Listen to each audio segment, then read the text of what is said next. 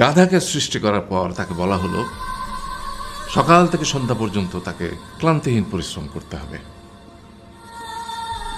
সারা জীবন তাকে পিঠে ভারী বোঝা বইতে হবে, খেতে পাবে শুধু ঘাস, আর তার মাথায় কোনো বুদ্ধি থাকবে না।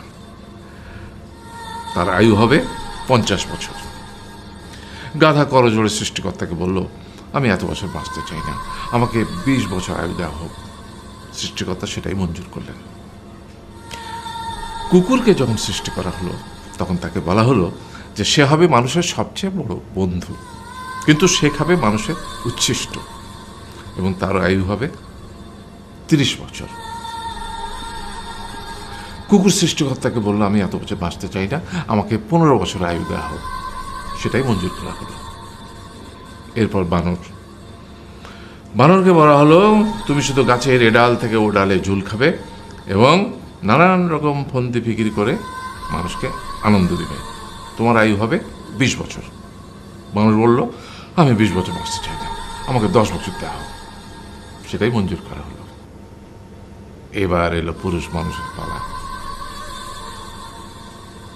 তাকে বলা হলো যে তুমি হলে প্রাণীকুলের মধ্যে সবচেয়ে বিচক্ষণ এবং বুদ্ধিমান, সেই জন্যে তোমাকে প্রাণীদের শিরোমণি করা হলো এবং তোমার আয়ু হবে 20 বছর। তখন পুরুষ মানুষ বলল, করজোড়ে বলল সৃষ্টিকর্তাকে যে 20 বছর আয়ু অত্যন্ত কম, হে প্রভু, আমাকে ওই গাধার সে যে 30 বছর আয়ু চায়নি সেটা আমাকে দেয়া হোক, ওই যে কুকুর 15 বছর ফিরিয়ে দিয়েছিল সেটাও আমাকে দেয়া হোক, আর যে বানর 10 বছর নেয়নি সেটাও আমাকে দেয়া হোক।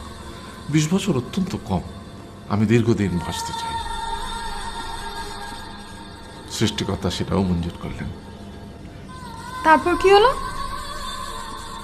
সেই থেকে ছেলেরা পুরুষ মানুষ হিসেবে বাঁচে 20 বছর, তারপরের 30 বছর সংসারের বোঝা পিঠে করে বয়ে বেড়ায়, সেটা কার মতো? গাধার মতো।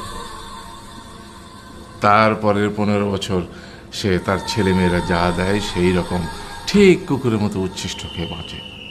আর তারপরে বৃদ্ধ বয়সে ঠিক বানরের মতো, যেমন গাছের এডাল থেকে ওডাল ঝুল খায় বানর, তেমনি এই ছেলের বাড়ি থেকে ওই ছেলের বাড়ি, আর নানান রকম ফন্দি ফিকির করে তার নাতি নাতনিদের আনন্দ দেওয়ার চেষ্টা করে।